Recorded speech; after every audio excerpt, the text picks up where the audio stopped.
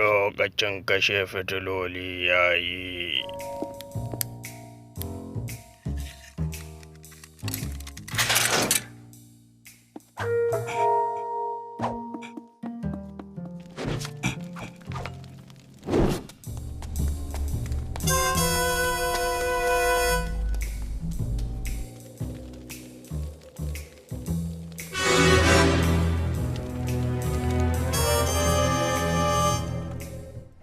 To, na gano shi.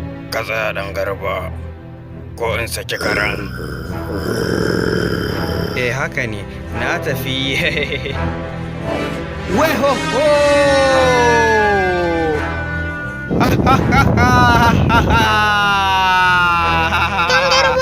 Ɗan garba, hallau ka sake mafarkin guduwan ne?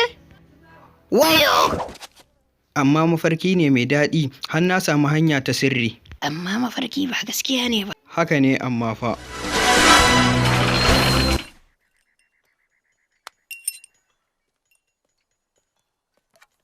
Kuma in ya kasance hanyar sirrin akwai ta da gaske. Kai ma ka ji tarihin ɗan garban? Wani tarihi? Ban san in zan iya faɗa ba.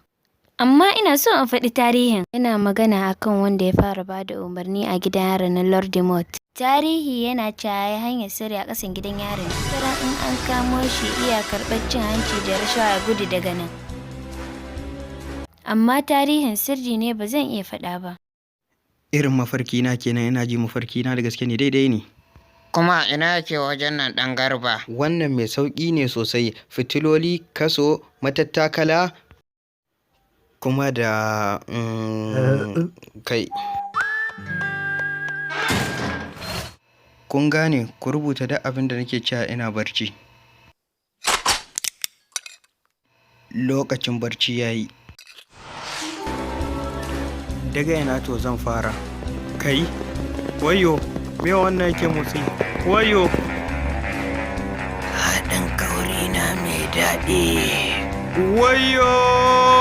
Wayo! Wayo! A taimaka min!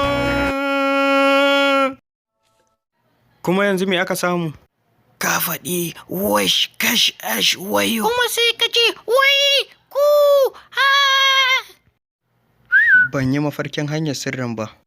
Abubuwan da muke yi kullum suna taɓa mana mafarkinmu. Me kai a daren jiya? Irin inda aka saba. Na tashi daga barci, kuma na huta. Na ci abinci, na yi barci. Irin inda aka saba. In haka ne sai ka ƙara abin da ka yi jiya don mafarkin ya ƙara zoma. Yau ma shi? Na'am. Yawwa!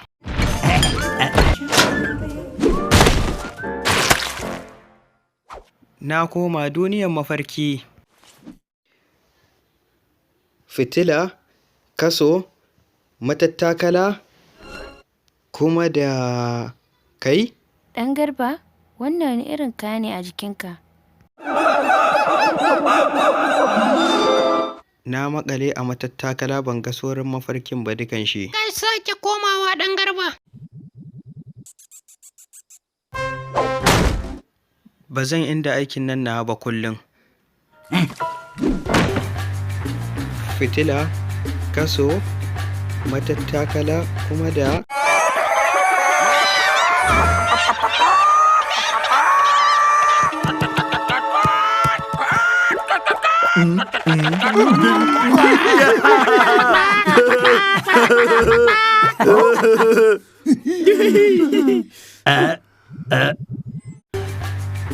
fitila, kaso, matattakala, kuma da kai? Yawwa, gidan tarihi.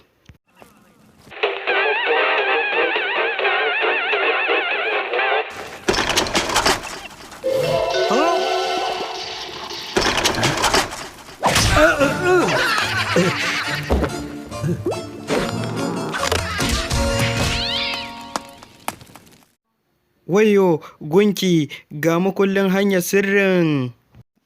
Makulli, fitila, fitila, mukulli, hanyar sirri, ku zo na samo ta.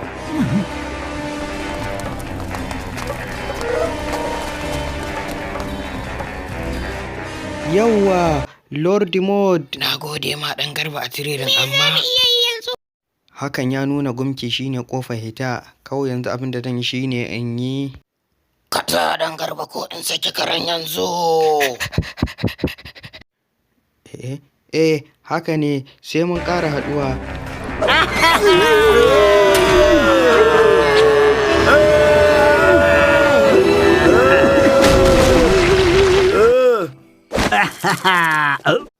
Amma akwai wanda ya san abin da ya faru da Lord Mod. Kar ku ji kome ‘yan uwana, na san yadda za a yi, zan yi mafarki in samo mana yadda za mu fita daga nan.